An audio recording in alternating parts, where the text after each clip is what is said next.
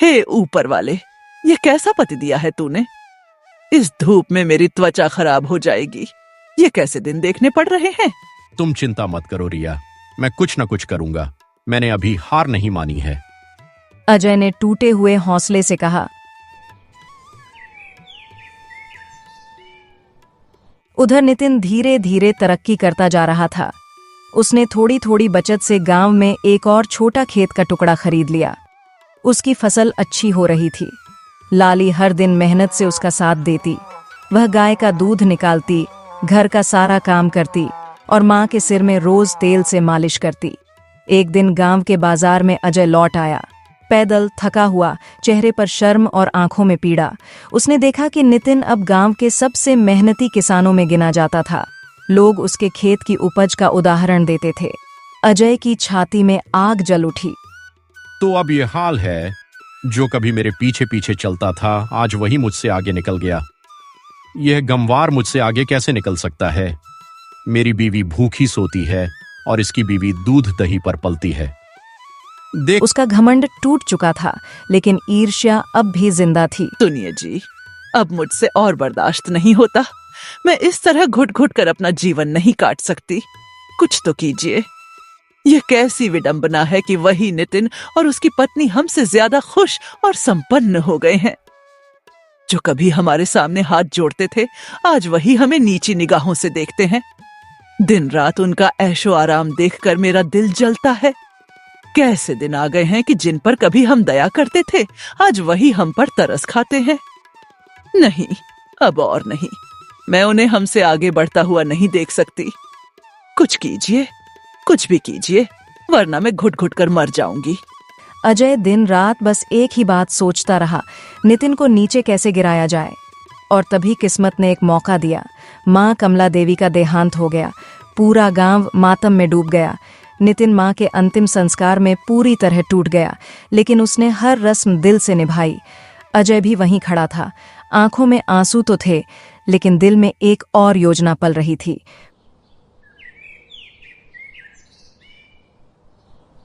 कुछ दिनों बाद अजय तहसील कार्यालय पहुंचा। वहां एक असरदार दलाल से मिला। उस दलाल का नाम था मक्खन लाल।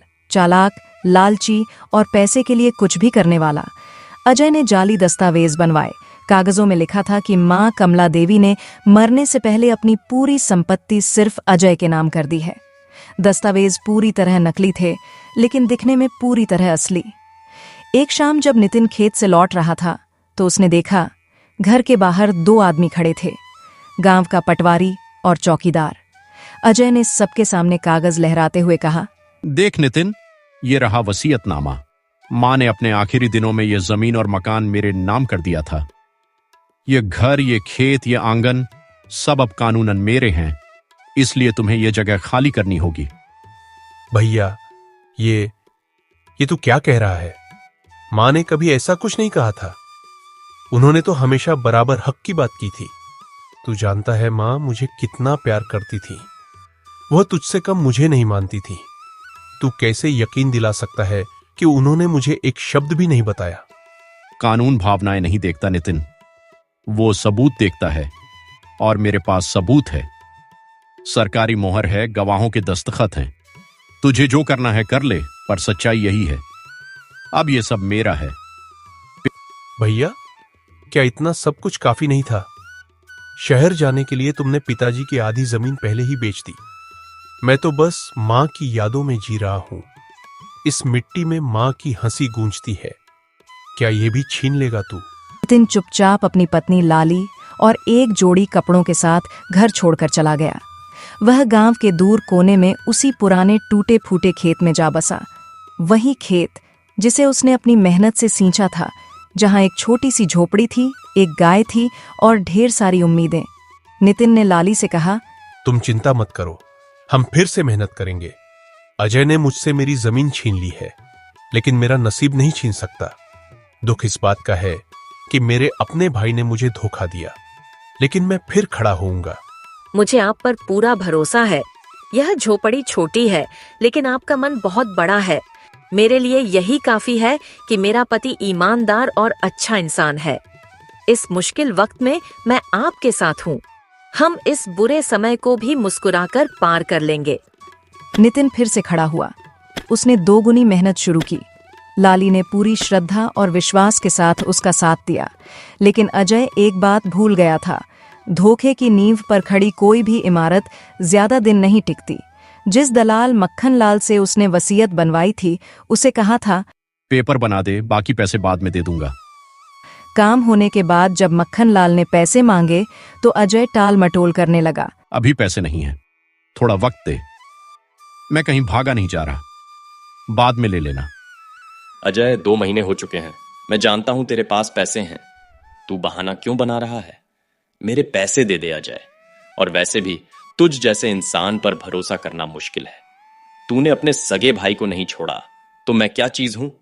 चुपचाप आज शाम तक मेरे पैसे वापस दे देना, इसी में तेरी भलाई है। धमकी देता है मुझे? तेरे जैसे बहुत देखे हैं मैंने। तू ही क्या उखाड़ लेगा मेरा? जो करना है कर ले, अब नहीं देता तेरे पैसे, निकल यहां से।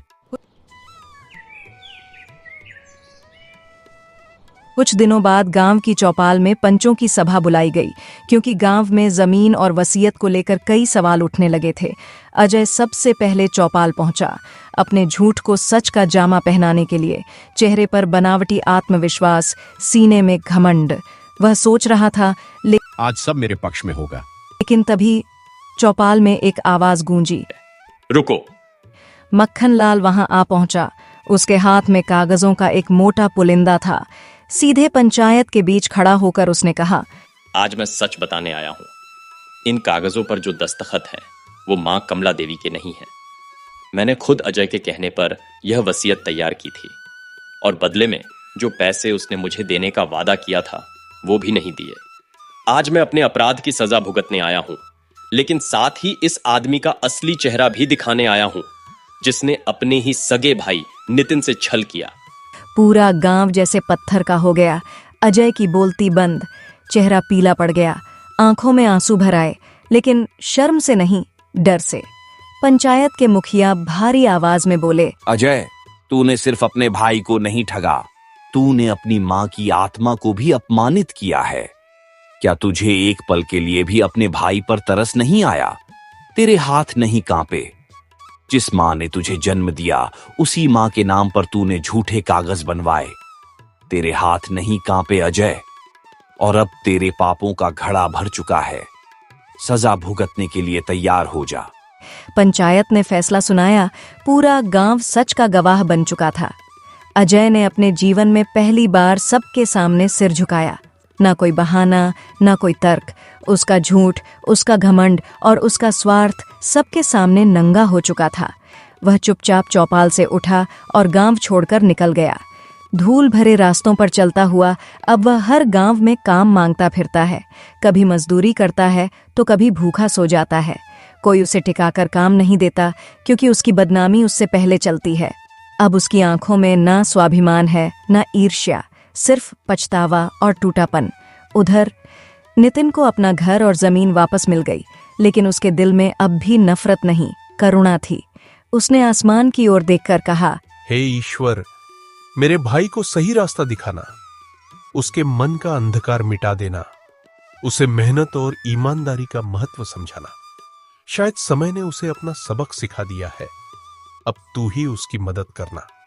लाली ने नितिन का हाथ थामते हुए कहा, तुम्हारा दिल बहुत बड़ा है, शायद इसी का नाम है असली अमीरी। मुझे गर्व है कि मैं तुम्हारी पत्नी हूँ। कहानी का अंतिम संदेश, जो दूसरों को धोखा देता है, समय उसे ऐसा धोता है कि पहचान तक मिट जाती है, और जो सहन करता है, मेहनत करता है, ईमानदारी से